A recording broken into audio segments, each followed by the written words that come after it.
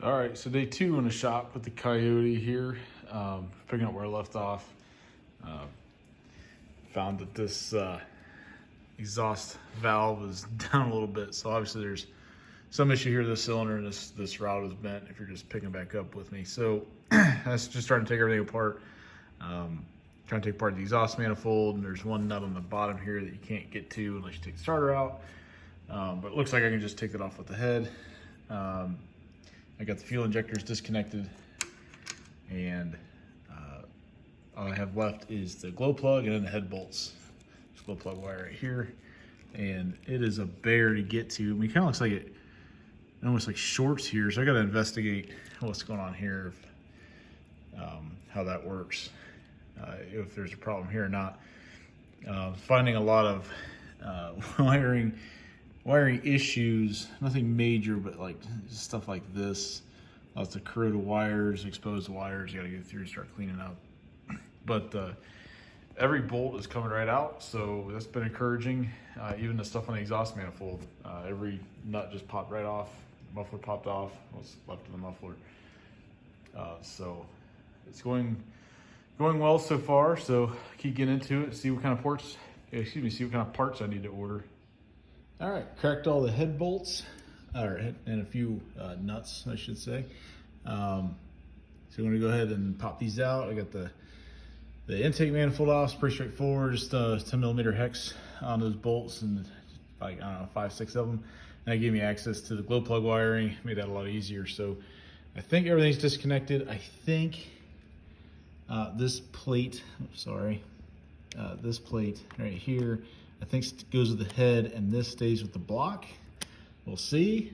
This is a manual free.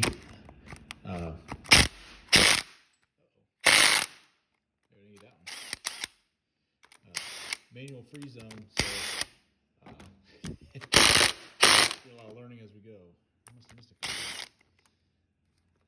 So, anyways, don't mind my sloppy work. Crack those other 2 loose, go back through and grab these head bolts out, dump them in my tray, the tray in the battery tray, and so we'll see what we're into.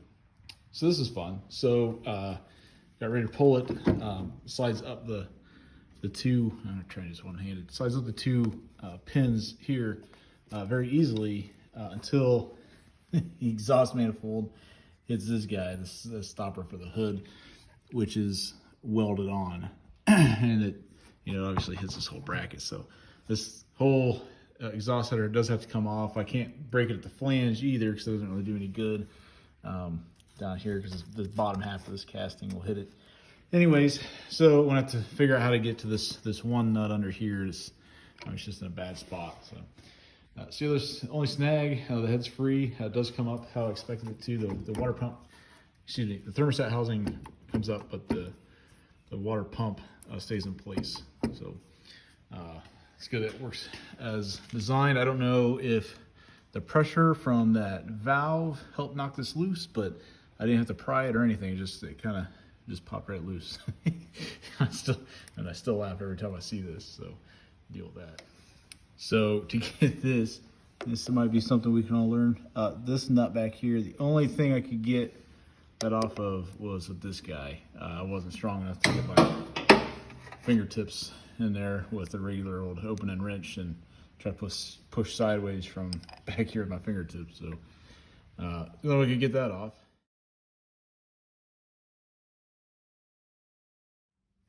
Hey, so bad news. Got the head out of the way, and that hole is full of water. So, crap. You'll see how this goes. Try to free this thing up and see if that rod's bent or not. I have a bad feeling. Well, I can't bust the engine loose. I'm gonna take a video of this contraption. If it works, I'll post it. So, just some scrap metal. Just a couple straight bars on it, 8.5 across, a big bolt, a nut down here, a couple of sockets to spread the load out, and a couple of head bolts that are hand snug. So I'm going to get a wrench down here in the bottom on this nut, and then start driving this down and see what happens. See if we can't get this thing to bust. I haven't done the calculations on this yet, but I think that bolt with a decent bit of torque on it will probably put out about 5,000 pounds maybe. So quite a bit of torque. Well, in terms of the motor, the crankshaft rotating. So we'll see how this goes. Hey, so here we are with the contraption. It's actually working. You can barely see this, oh, there we go, just bottomed out. But when I started, this piston is level with the deck.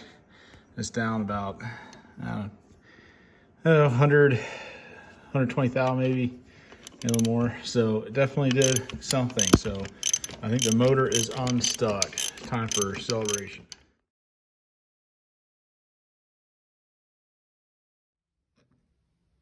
Hallelujah. It's oiling.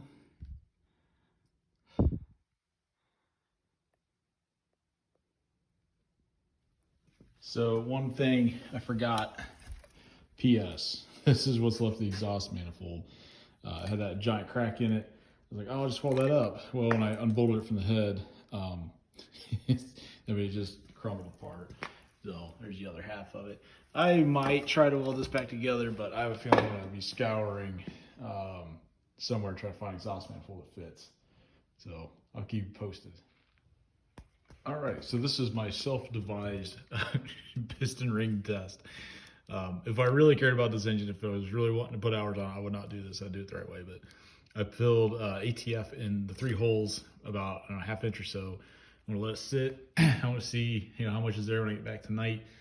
About, I don't know, 6-8 hours or something like that. If they're all still full, about the same amount, I want to call it. Call it a day. About a ½ inch or so.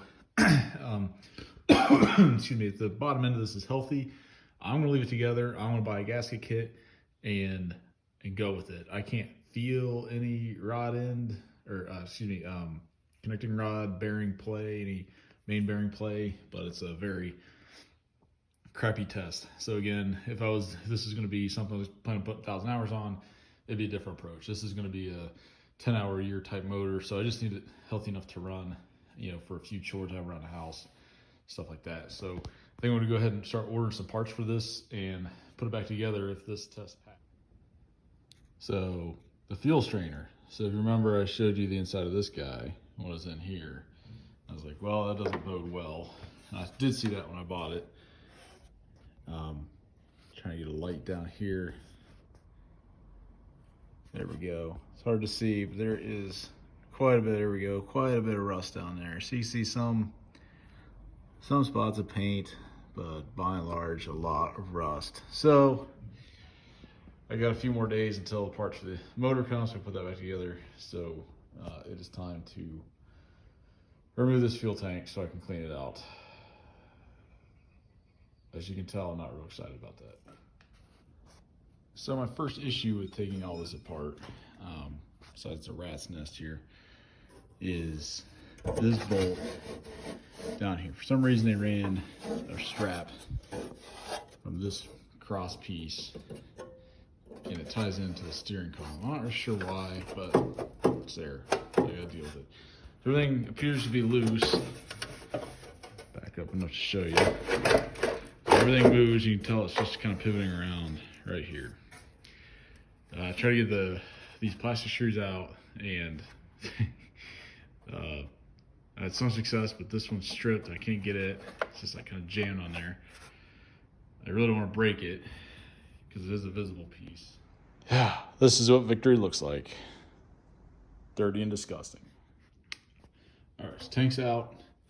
I got the sending unit out. I probably should pick another surface on my table saw. My daughter's waiting for me to fix her scooter to work on, but here we are. This is gonna be interesting. So I want to give this a test, see if there's, I'm guessing, a variable resistance on this potentiometer in there. So test that. I don't know why this is white and horrific looking, but it is. So there's that. So here's the inside. And there's, oh, looks like I knocked down the cap, the fuel cap holder. Lots of rust.